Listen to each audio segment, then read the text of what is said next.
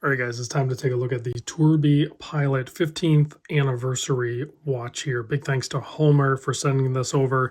And I believe it's heading over to Tennessee Mike as the new owner. So thank you guys for allowing me to interrupt that transaction and share this with you. That is beautiful. Listen, Tourby is a brand that has caught my eye long ago.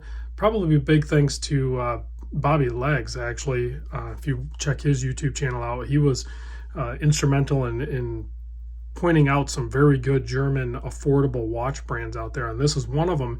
And you can spec out a lot of different models from this brand in many different ways. This happens to be the 40. You can get it in a 43, 45. You can do it with the old radium loom. You can do it with a, more of a white print. You can do blacked hands, blued hands. You can do top grade movements, or this one is the base movement. And it just changes the price, obviously, but you have an amazing range of custom options and a bunch of different watch designs. And that's what's awesome about this watch brand.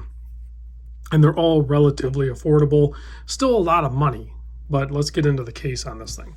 So 40.5 millimeter on this one, perfect size. The lug to lug is about a 47.75 millimeter. The thickness only 10.8 millimeter thick, but you can see the slightly boxed and double domed sapphire crystal with AR coating. 22 millimeter lug width here. Perfect strapped option for this, where it's wide and then it does that dramatic taper. Has a really cool look to it. 7 millimeter push-pull crown, non-screw down. This is going to be a 5-bar water resist, or 50 meter. And in this configuration, weighing in at 71 gram. Just a killer package. So with the Tourby Pilot 15th anniversary, this was something they did. According to their website, they claimed they were the first ones to use the old radium loom, meaning that they spec'd out and sent it to Superluminova, and they returned with this. So a very potent old radium loom look to it, and they're claiming they were the first ones to do it. That's pretty dang cool, if you ask me. Inside here, you're using the ETA 6498-1, has 17 joules, 52-hour power reserve, beats at about 18,000 vibrations per hour. You can spec a top grade, which will be the 6498-2, beating a little bit faster at 21,600, and has a 60-hour power reserve, but they also regulate it 5 positions, cased performance to be a -2 to +8 seconds for its deviation once it's cased in 5 positions. So top grade movement is going to be a little bit more money. This one, being the quote base model, is like US dollars. I did the conversion for you, is about $2,150. And if you go to the top grade one, you're looking at close to $2,900. So is it worth the upgrade? I don't know. You do get to see the movement, and it's more decorated and everything if you go with the top grade one, and it's more accurate, but the only time you see it is when you take it off wrist and you look at it, or if you're just showing off your watch. So for the most part, you're going to be wearing it, and with a manual wind watch, accuracy is already like, you can regulate it yourself almost, but I don't know. I'm torn whether it's worth it or not. I think at $2,100, it's already a lot of money for a manual wind watch. I think you're getting a heck of a lot of watch. I do find overall the quality control on this is very, very good, but I have found some particles underneath the sapphire. It's sapphire on the bottom too, on both this side and the other side. Very minimal though, but if I can see it with just like reader glasses, you can definitely see the stuff with macro if you want to.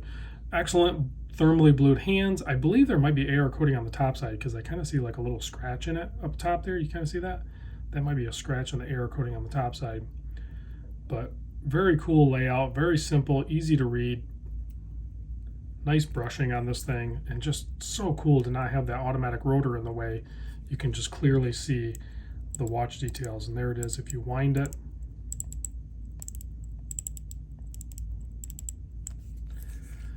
What a fun way to interact with your watch, for sure. And I love the small seconds on these. At some point, I will end up owning a watch similar to this. I'm still trying to decide. It might be a Tourby, or maybe I'll pick up a Weiss. I'm really leaning more towards the Weiss watch, just because it's, USA, mostly USA made. So we'll see. But I'm going to pop this on wrist real quick so we can take a look at that. You can see what it looks like on my 7¼ inch wrist. Near perfect size, guys. I mean, this easily wears better on my wrist than, say, like a Weiss will. But as cool as this is, and I easily say this looks better than the Weiss.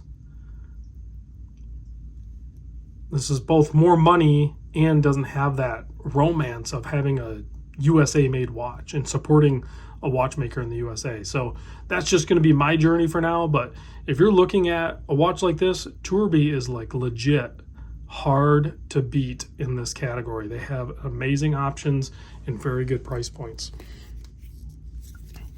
Let's kill the lights, check the lume on this. This old radium lume glows very good.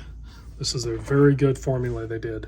It is easily legible and it lasts a very long time. So again, thanks for watching, guys. And I'll check you on the next video.